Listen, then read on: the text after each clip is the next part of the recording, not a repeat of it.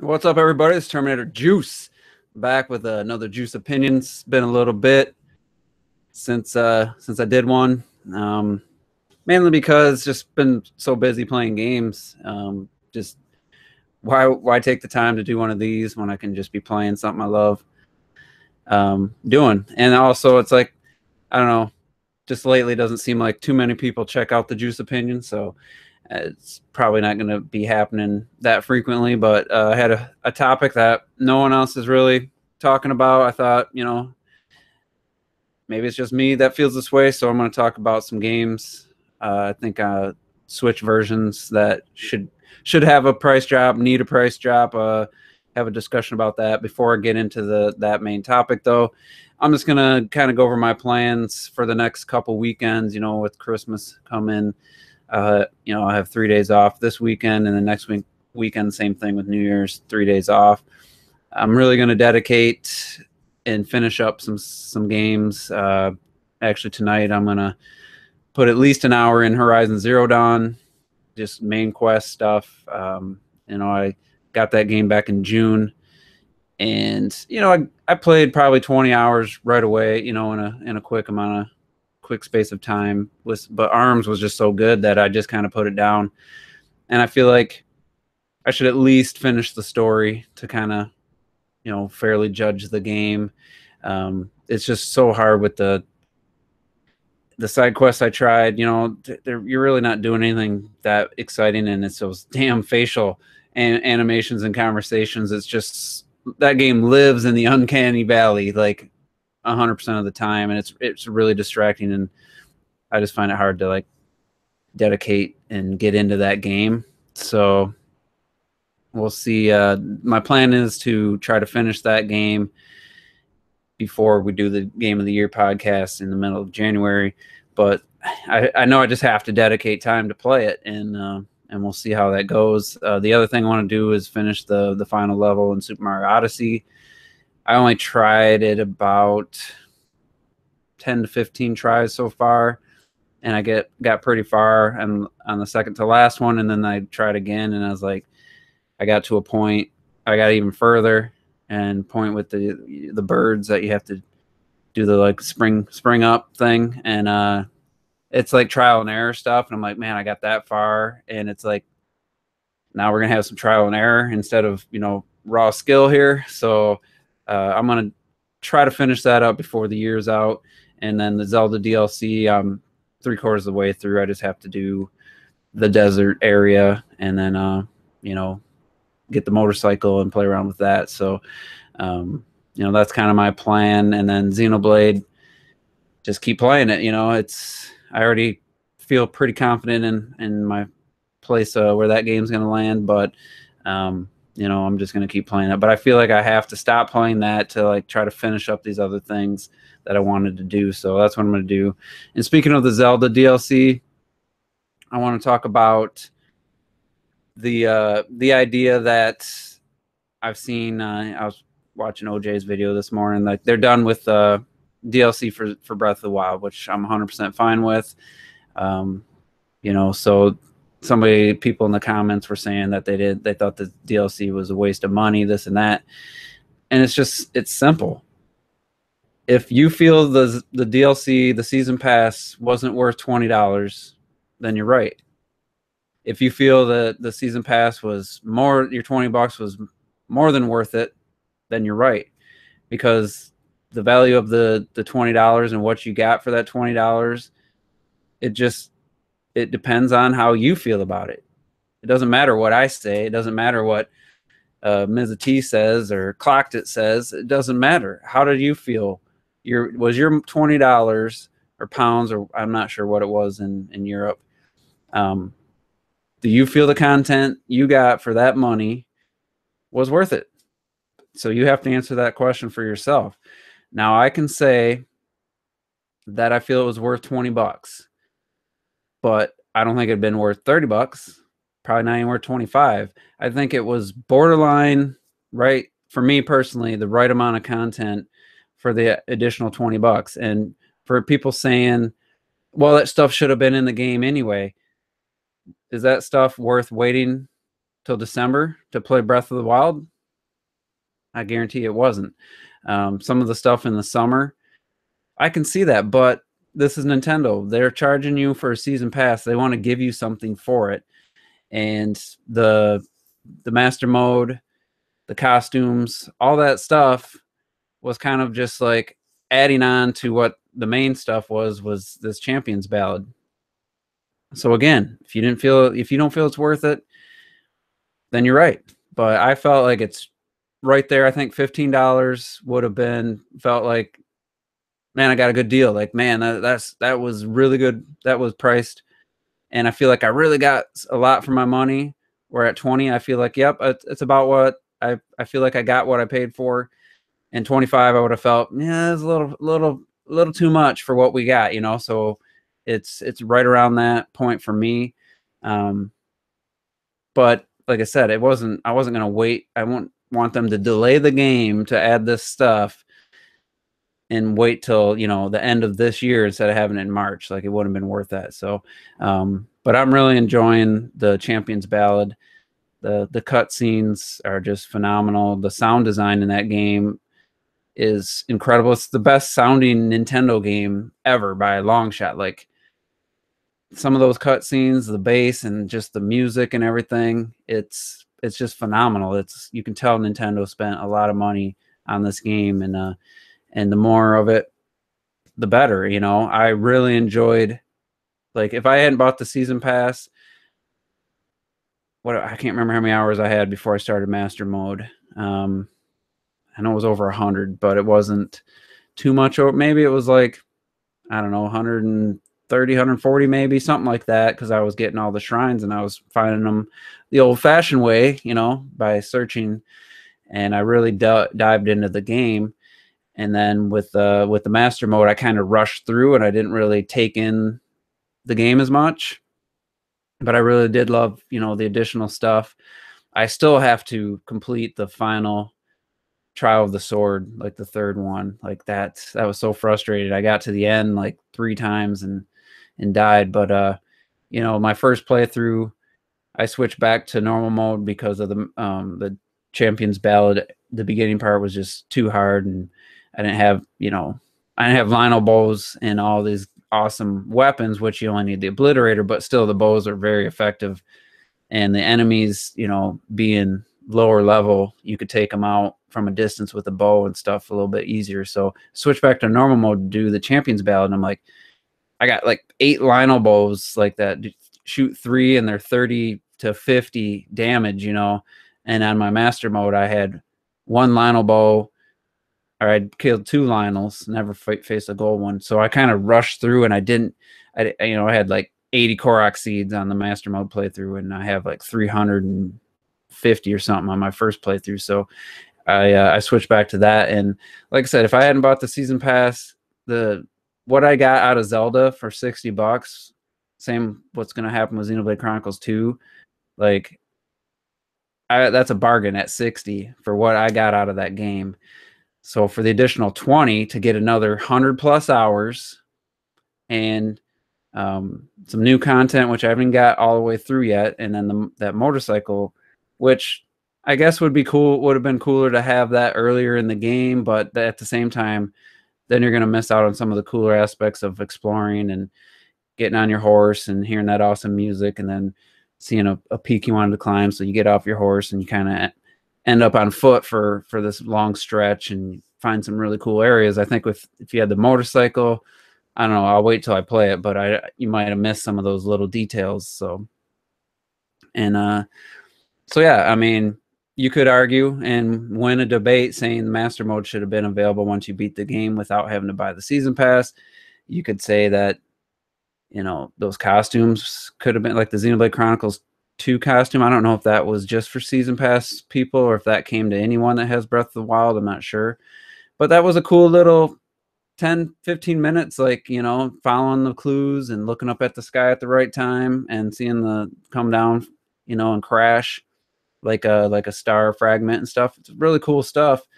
And finding the other costumes is just added a lot of playtime for me. So So I really think I have no regrets about spending $80. Well, I didn't spend 80 because I get the 20% off Best Buy Gamers Club. So I only spent 70 on, you know, the game with the season pass, and it's well worth it. Like it's, I mean, I could have paid $100 for that game and still felt like I got a deal because it's just such a great game, and there's just, like I said, the production value, the amount of effort put into it, second to none for Nintendo. And when Nintendo puts that much effort into a game, plus all the little things they do right over the third party and other, you know, first party Sony and Microsoft studios, it's just, we got this game, like I said, game of my lifetime, game of a lifetime for me. So, but again, if you don't feel it was worth $20, then you're right to feel that way. And I'm not going to sit here and tell you you're stupid or you're wrong, because it's your money and that's how you feel. So anyway, let's get into this this price drop idea, and this is going to be a shorter video for anybody that's tuning in live in the chat, because I want to go play some video games. So I seen recently NBA 2K18 on the Switch is currently $40, and LA Noire, the Switch version, dropped $10. That's $40 now, and I'm like, you know, that feels right. That feels right for LA Noire and NBA. In my opinion, for the Switch version. So then I started looking at other games and seeing some games that didn't get a price cut, and I'm like, whoa, like, you know, what's going on? What are you waiting for? Your game's been out. You got your initial sales. Now let's drop the price to get some more buyers in for some of these online games and get, you know. So I'll go over the list. I'll explain each game. I'll give my reasons. I will say there's a couple games that are not in my top 5, but I think a $10 price cut would really benefit them. And this isn't for Nintendo's sake, by the way. This isn't me telling Nintendo what to do. This is what I think these games probably should be at for my interest and for some other, to get other people maybe to buy in. So ARMS, one of my top 5 games of the year. I think the sales have really been stagnant and leveled off, even though the new update added new character and new stage, and I can't wait to play some more tonight.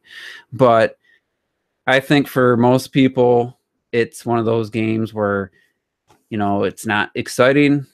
It's not something, $60, I don't know, it's a fighter, you know. So I think $50 retail, and with your Gamers Club, you know, it's $32 or $42 plus tax. I think that would drive, you know, some more interest. And I know it's a Nintendo game and they don't like to drop the price, but to me, you drop that to 50, and I think you're going to get a lot of people that are on the fence about it might pick it up, and let's keep that online user base, you know, up high, or up as high as it can be. And I think a price drop there. Fire Emblem Warriors is the other one. I think it came out at the wrong time. I know you get a lot, like, people that are playing it put a lot of time into it, but I just think it's a Warriors game. It's a Mushu game. It's got DLC, or it's got a season pass. I just think $50 would be a better price point for that game. That would get me a little bit more interested. So, and I should say, I think ARMS is worth more now than it was at launch. And I still, even though I haven't, I love it. I just think more people would pick it up at 50. I don't think 40 is too low. I think 40 is way too low. I mean, it's a quality game, tons of modes, great online, 16 characters now, flawless lobby system. It's amazing. But I think 50 would be a little more attractive. Same with Fire Emblem Warriors. I think $50 would be a little more attractive. So let's get into the real list. My top 5. At number 5 is another pseudo Nintendo game. It's a published Nintendo game. That's Pokken Tournament DX. Still $60 game price right now, and this is as of December 22nd, 2017. If anybody's watching this later, these games might already have a price cut, but as of today, Pokken Tournament, I mean, it's a Wii U port. It wasn't that popular anyway. The arcade was already like waning before the Wii U version came out. That sold all right. There just wasn't anything else to buy on the Wii U. So I don't know how Pokken Tournament sold overall, but to me, that feels like that feels like a $40 to $50 game at most, because it's an old game. Yeah, you got these newer characters thrown in there, but it's an old game. It's already been out since what, September? You know, it has online, but no one's talking about the game. I really think you put that at 40 and you're going to, you know, really draw some interest. You know, if this was a brand new franchise, come out in September, first time ever on a home console, then I wouldn't say this, but because this is basically a re-release with some new characters from the Wii U version, yeah, this, to me, that's a $40 game. And plus the timing of the release, after, I think it was after Mario plus Rabbids and right before, or not long before, Mario Odyssey, Fire Emblem Warriors. So that's number 5. Number 4, and I don't care about this game anymore, and I don't care about the company. They can eat a dick for all I care. But FIFA 18, to me, to still be $60 on the Switch, that came out in September.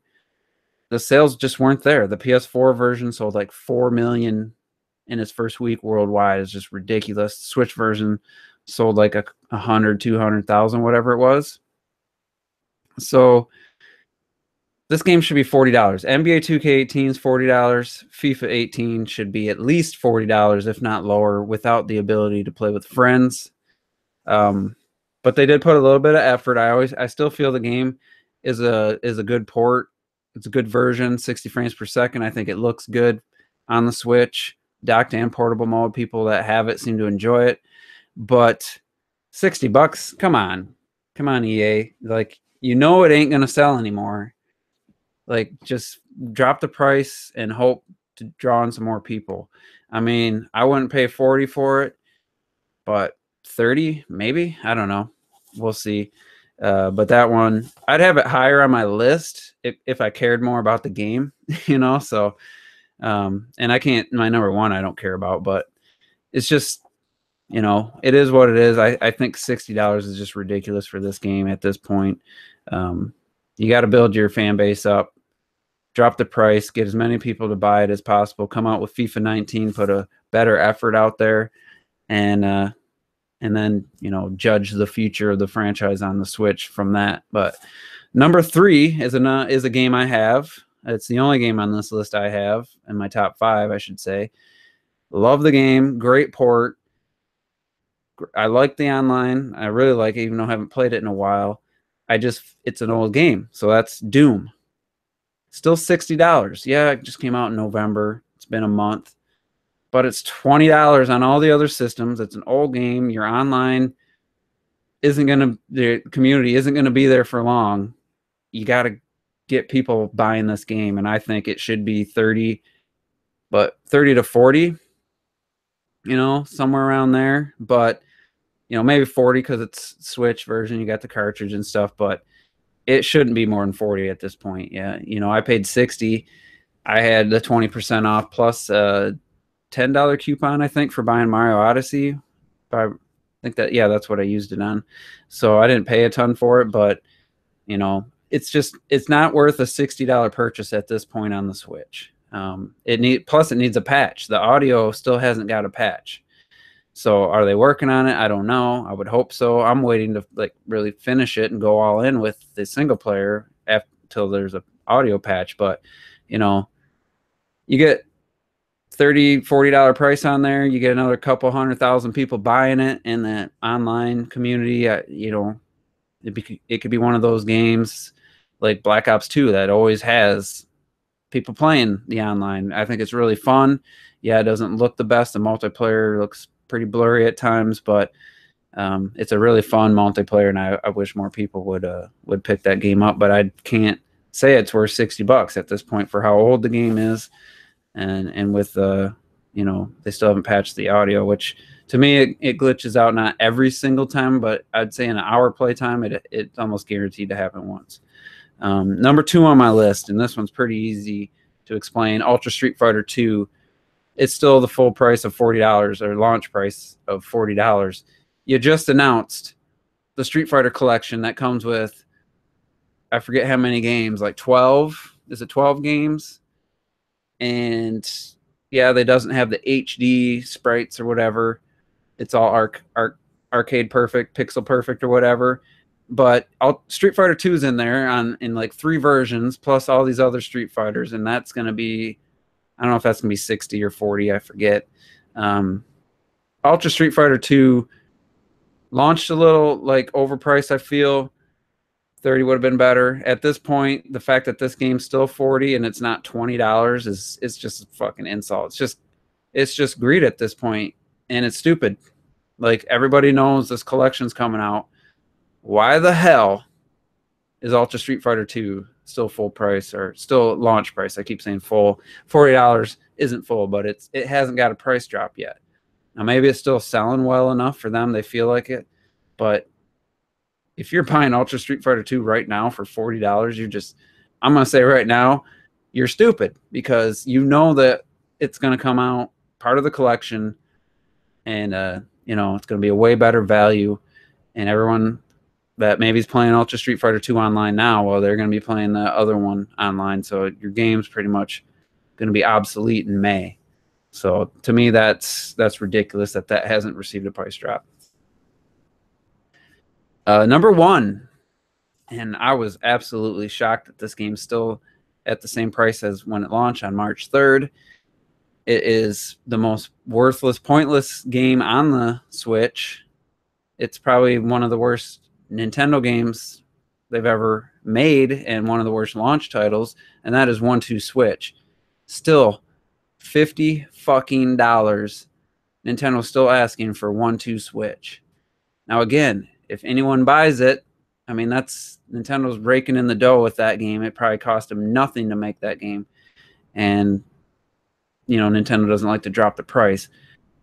I'm going to be nice and say that should be a $20 game. That's being nice. Everything I've heard from everybody who has it says it should be free, $10 max. But, it's an HD Rumble showcase. So what? Shouldn't have been 50 at launch. Shouldn't be 50 now. $20 at the most. Take the best little mini games, put them in a demo, let people feel what HD Rumble's all about. And I don't think it should come with the Switch. I think Triple Cup, I think that game does not represent the Switch in any way, shape, or form, in my opinion. It represents the HD Rumble, but not what the Switch is all about. The Switch is all about playing your games on your TV and be able to take them on the go. 1-2 Switch is about having these controllers in your hand separate from the screen. So tabletop or in TV is your only options for 1-2 Switch. That's not what the Switch is all about. That's part of what the Switch is all about. The Switch is all about playing on the go, on the bus, in your hand, pulling it, docking into your TV and playing it on there, and also you can play tabletop. The focus of 1-2 Switch is tabletop. They advertised it that way, and that's the worst. That's not what the Switch is about. So I don't think it should be included with the Switch, because it doesn't represent what the Switch is trying to do the best, in my opinion. So I don't think it should be included. I think if you buy a Switch, they throw that game in there, I think it sends people the wrong message about what the Switch is.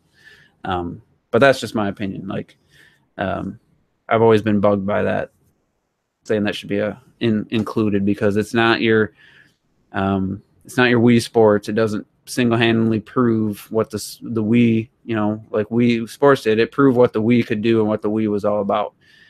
1-2 Switch does not do that with the Switch, in my opinion. I think it's a bad light. So if someone buys a Switch, and it comes with 1-2 Switch, I'll just play that, and they're like, what is this crap? I think it's gonna give a wrong impression and first impression of the Switch. Playing Zelda in handheld mode, now that's the right impression of the Switch, because that still to this day, that's one of the best looking portable games on the screen. So, but anyway, yeah, Unforgiven, you regret buying it. So does Derek Steelfox and everyone else I know that bought that game. It's just a joke. It's a joke at 20.